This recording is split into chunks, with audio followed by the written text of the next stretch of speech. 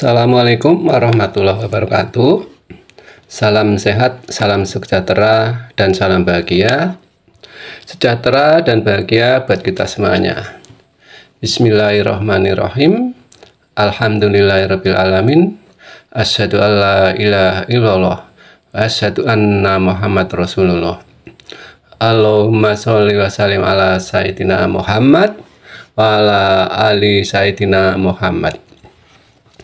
Sahabat yang dirahmati Allah, mudah-mudahan senantiasa dalam lindungan Allah Subhanahu wa Ta'ala, dilimpahkan rezeki yang halal dan thayyibah, keluarga yang sakinah mawaddah warahmah, anak-anak yang soleh-solehah, rezeki yang berkah barokah, kemudian nanti bersama-sama husnul khotimah.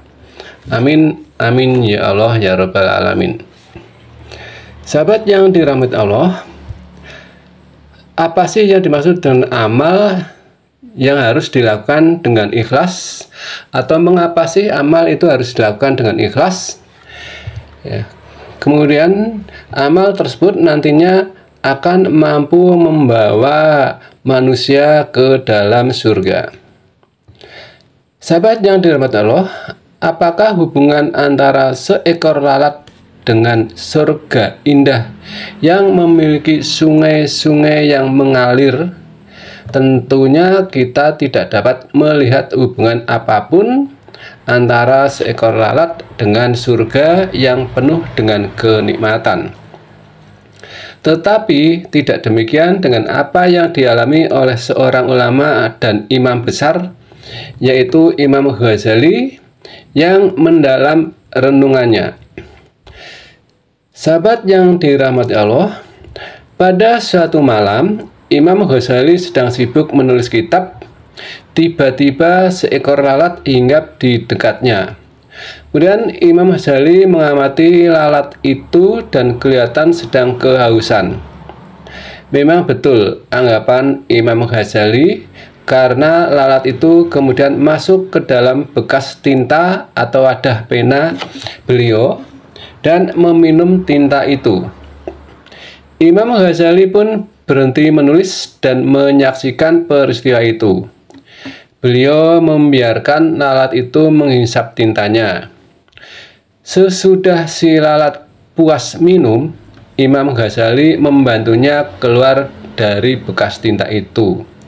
Terbanglah lalat itu pergi meneruskan perjalanannya entah kemana. Jangan lupa untuk di-subscribe dan di-share. Sahabat yang dirahmati Allah, mungkin tidak ada yang luar biasa dalam peristiwa itu.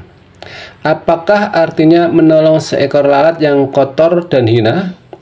Memang begitulah pandangan manusia secara umum. Tetapi bagaimana pula pandangan Allah? Tidak lama selepas kejadian itu, Imam Ghazali bermimpi bertemu dan berhadap-hadapan dengan Allah. Dalam mimpi itu, Allah bertanya kepada Imam Ghazali, "Wahai Ghazali, tahukah engkau apa yang menyebabkan aku memasukkan engkau ke dalam surga?" Imam Ghazali termangu dan berpikir. Beliau menyangka semua ibadah yang dilakukannya selama ini seperti sholat, puasa, zikir, dan seterusnya menyebabkan dia masuk surga. Imam Ghazali pun menjawab, "Mungkin karena ibadah sholatku ya Allah." "Bukan," tegas Allah. Imam Ghazali berkata lagi, "Mungkin karena ibadah zakatku ya Allah." "Bukan," tegas Allah lagi. Seterusnya Imam Ghazali berkata, "Mungkin karena ibadah puasaku ya Allah." Allah tetap berkata, "Bukan." Sahabat yang dirahmati Allah, kemudian Imam Ghazali mencoba lagi, "Mungkin karena ibadah hajiku ya Allah." Allah pun masih berkata, "Bukan." Semua jawaban Imam Ghazali ternyata bukan jawaban yang Allah inginkan, karena Allah terus berkata bukan, bukan, dan bukan. Akhirnya Imam Ghazali berkata, hanya Engkaulah yang maha mengetahui ya Allah. Kemudian Allah menjelaskan, wahai Ghazali, masihkah engkau ingat sewaktu engkau sedang menulis kitab pada malam hari, ada seekor lalat masuk ke dalam bekas tintamu. Kemudian engkau merasa kasihan kepadanya dan engkau membiarkan lalat itu minum sepuas-puasnya, dan setelah selesai ia minum, engkau membantunya keluar dari bekas tinta itu, lalu lalat itu kemudian terbang dengan gembira selepas dahaganya hilang. Itulah yang menyebabkan aku memasukkanmu ke dalam surga, yaitu keikhlasanmu membantu makhlukku walaupun ia hanya seekor lalat. Jangan lupa untuk di-subscribe dan di-share, kemudian di komen.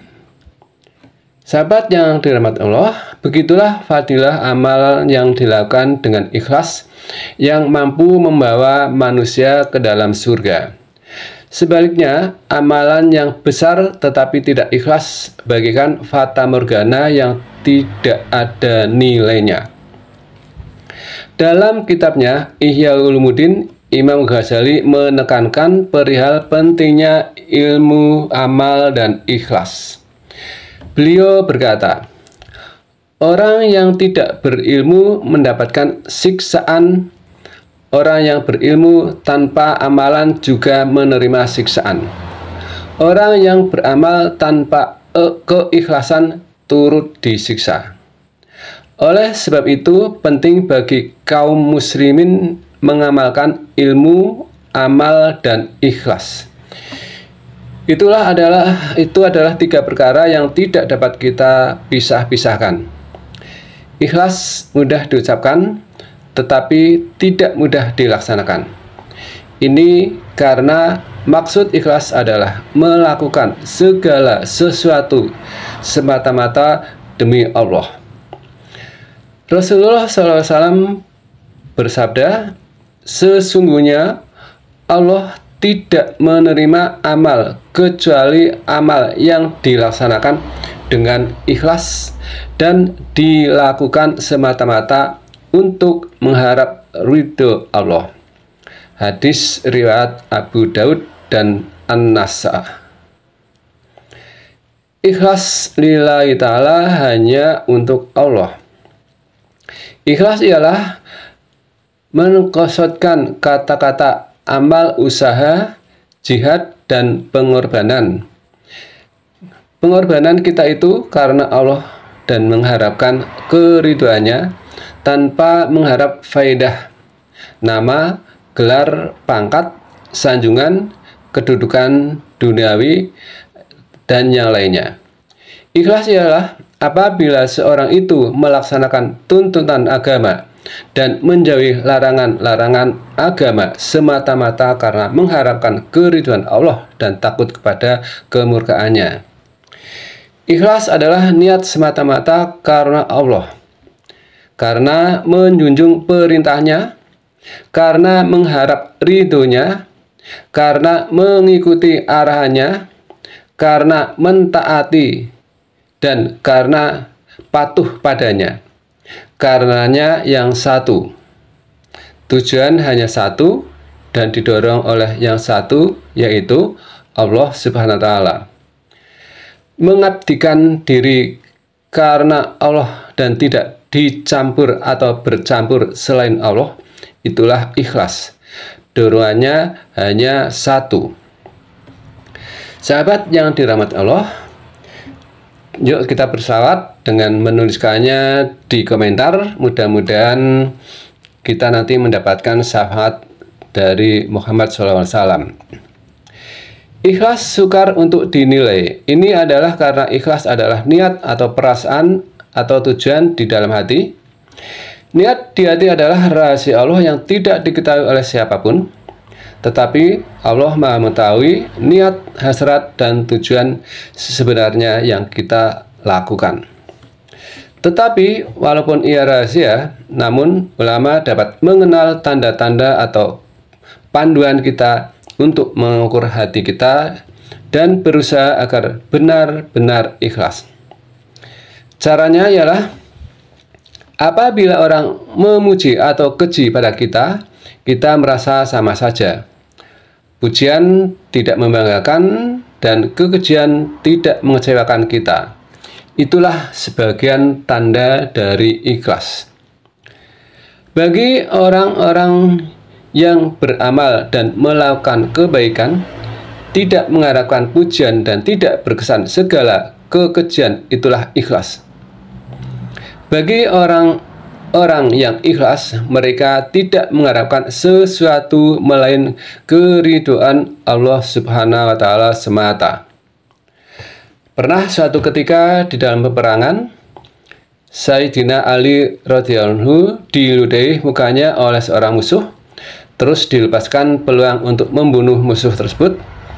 Bila ditanya kenapa dia melepaskan musuh tersebut, sedangkan musuh itu telah meludahi mukanya, maka dijawab oleh Ali, "Aku takut kalau pukulanku sesudah ludahnya itu adalah karena aku marah dan bukan karena Allah semata." Demikianlah contoh orang yang ikhlas, yang sanggup menepikan kepentingan diri dalam usaha mencari keridhaan Allah Subhanahu wa Ta'ala. Inna sholati wa nusuki wa mahyaya wa mati lillahi rabbil alamin. Firman Allah, katakanlah sesungguhnya sholatku dan ibadahku dan hidupku dan matiku hanyalah untuk Allah, Tuhan yang memelihara dan mentakdirkan semesta alam. Surat Al-An'am ayat 162. Sahabat yang dirahmati Allah, semoga bermanfaat. Ada kesalahan dan kekurangan mohon untuk bisa dimaafkan. Terima kasih dan wassalamualaikum warahmatullahi wabarakatuh.